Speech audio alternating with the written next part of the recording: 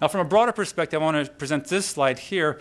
This shows the total amount of marketable treasuries, and there's two categories here. The black area on the top shows the total marketable treasury securities up till the end of 2012.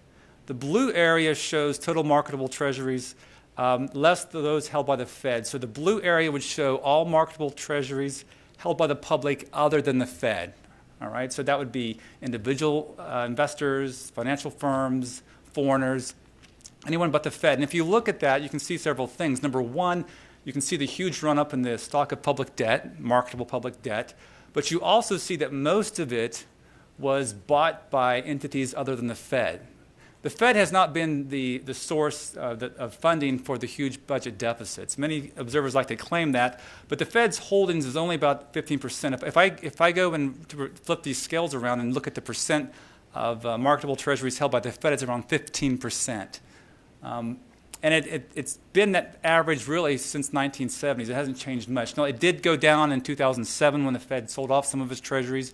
It went up in 2011, and some people like to point that out. But right now, the Fed's holdings of treasuries is about 15%. So another way of saying this is 85% of the largest dollar run-up in U.S. debt history was funded by you, me, our financial intermediaries, and foreigners.